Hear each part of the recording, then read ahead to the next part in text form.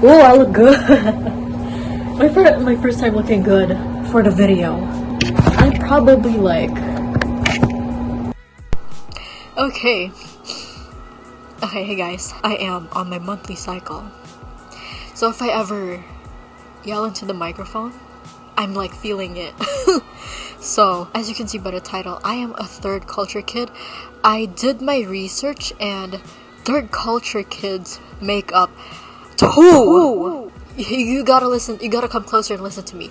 2.75% of the world's population. That's like 220 million people. If you guys don't believe me, yes, it is 2.75%. So 220 million people divided by 8 billion is 0.0275. And the reason why I put 8 billion in there is because the world's population is now 8 billion. So for those who do not know how to do math, as you can see in the results, it says 0.0275. But the thing is, if you want to convert it into percentage, you have to move 2 decimal places to the right. So the amount of third culture kids in this world is around 2.75%. Does that make sense? Definition of a third culture kid. This is by Wikipedia. But, alright, we're gonna go with it. Third culture kid. Third culture kids or third culture individuals are people who were raised in a culture other than their parents or the culture of their country or of nationality, and also live in a different environment during a significant part of their child development years. That's literally me. I'm so surprised. How did I make that first 1% to 2%? And like, how am I? My life is so unique. Like, I swear to God, I'm not trying to sound narcissistic. I'm literally part of the 1%, the first 1%, the first 2%, and I feel like that number's gonna skyrocket. So here's my background. I am like a Filipino. Was born here. I think I lived in Thailand for the first 6 years of my life, and then lived in China for a year.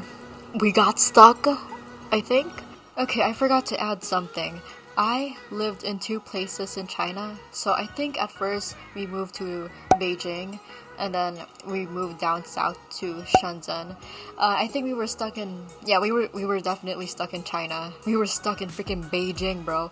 And I think later that year, we moved down south to Shenzhen, and, you know, life got better. But oh my God, my parents were so stressed. I lived in Malaysia for 4 years. And I'm now living in the Philippines. Malaysia. Okay, so this is immigration/migration 101 for you, as somebody who is a migrant. I identify as a migrant. I identify as a migrant and not an immigrant because they're 2 different words. A migrant is somebody who kind of temporarily stays in a foreign country for maybe, I don't know, 5 years and then moves into another country and stays there for another 5 years or something. Whereas an immigrant is someone who permanently resides in a foreign country and doesn't really move a lot. I think I started to build my own cultural identity when I was living in Malaysia. And that's probably why I don't feel represented over here as much as I do in Malaysia, even though not a lot of Filipinos are in Malaysia, and even though I am a Filipino myself, I do not feel the representation over here in the Philippines. That doesn't make sense, but I don't feel the representation. Where's the diversity lah? Okay, here are the issues that third culture kids face. Like I said, I don't feel represented in my own freaking country, even though this is my native country. I don't know why, but I don't feel represented at all. At all. We don't have a sense of belongingness in a specific country. We're like global citizens, right? We don't really fit into one country. We don't fit in. Even though I am not Malaysian myself, I fit in within the Malaysian society very well. I'm not even joking. Out in the freaking streets, people may clock us as Malaysians, but we're actually undercover Filipino immigrants. Like, that's how well we blend into the goddamn society. I may blend well in the Filipino society, but I just don't feel represented here as much as I do back in Malaysia, right? It's all about where you grew up.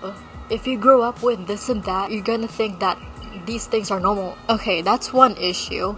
So the second issue is that I think, yeah, we're forced to be multilingual. We're forced to learn the language of a foreign country or a community. At first, it was a big problem for me because I wanted to be the one person who just speaks English. I used to understand 4 languages, but now I only understand 3. So that's like English, Filipino, and Malay, and probably a bit of Indonesian. Looking back, I'm so glad that I was forced to learn languages because I now think that's a flex. That's an absolute flex. You think you're smart. You think you're smart. But can you talk ish about a person in 3 to 5 languages? That's what I thought. You cannot. You cannot. That's a pimple patch. And number 3, we struggle to keep close relationships because of our upbringing.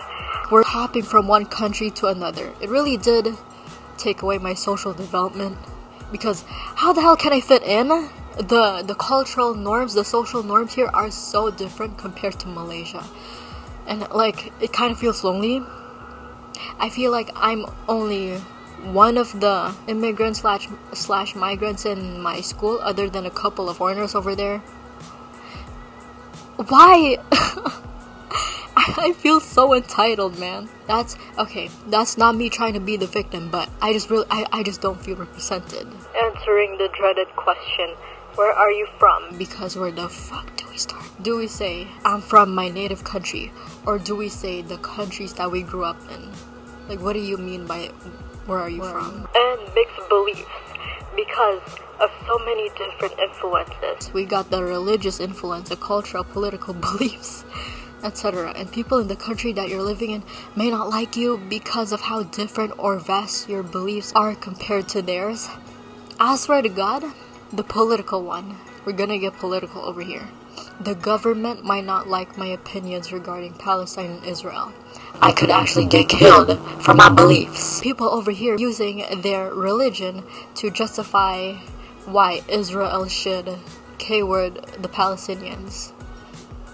The Muslim countries are tell me why only the Muslim countries in Asia support Palestine. This God forbidden country is not Muslim. I'm not even surprised they support Israel. There's a peace treaty between the Philippines and Israel. Is it a peace treaty or a friendship treaty? Yeah, there we go. Could have called yourself a country, but you failed. And then last one. People questioning us on why we have a mixed or international accent. I have an English, no, not an English accent. I have an American accent when I speak English, and maybe a bit of Malaysian over there. A Filipino accent when I speak Filipino, or specifically Tagalog, of course, and a Malaysian accent when I speak in Malay or when I'm being angry or sarcastic. These accents only appear under certain conditions. I'm reading my notifications right now. So we are able to adapt because we've seen a lot of what the world has to offer at a young age. I've seen everything. I've been through the gutters. I haven't even hit double digits yet. Already seen the world for what it is. God forbid. People in America are so crazy. And number 2, I think this is an advantage. We try to understand political issues from different perspectives that we grew up with. Like I said, the Israeli-Palestinian war. The government over here might not like my opinion about this.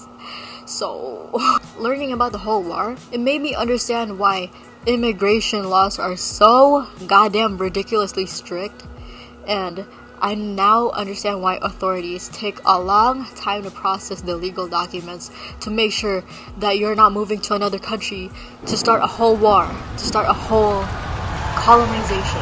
Like, imagine me immigrating back to Malaysia and then me colonizing the whole freaking country and call it the Philippines. Like, are you insane? Number 3, since we don't really feel a sense of belongingness in just one country or place, we're able to become independent. Obviously, we feel the pressure, the societal pressure to fit in the norms or something. And you know what? I don't give a shit. As much as I like to complain about me not feeling represented in a country, at least I made the 2%. At least I am the first 1% or the 2% of third culture kids or immigrants or migrants in this world. Not a lot of people can do that. And number 4, Yeah, we're like, I guess we're more open-minded. Because people who are not immigrants, migrants, or third culture kids, they usually see things from their own country's perspective, right? But with us, third culture kids, we look into an issue with multiple perspectives, right? And number 5, we're able to communicate in creative ways, since the languages that we're forced to learn at such a young age allows us to creatively speak to people, such as making jokes or saying slang words that people may not understand. Okay, here are like the slang words I know in Malay. So I know wala we ayola la tapa walahi. I think I know 5. And la, I'm not Malaysian, but us people living in Malaysia, we always say la at the end of every sentence, a way to reassure the other person, right? So for example, if you want to say I'm not gonna be late tomorrow, you have to say I'm not gonna be late tomorrow, la, I will come here at this time. And then here are like the slang words I know in Filipino, like kilig. Is jowa a slang word? Oh, I know another one in Malay. I think it's Malaysian or Indonesian. Oh, no. Makaw hijau. Ukimake pala ba pakaw.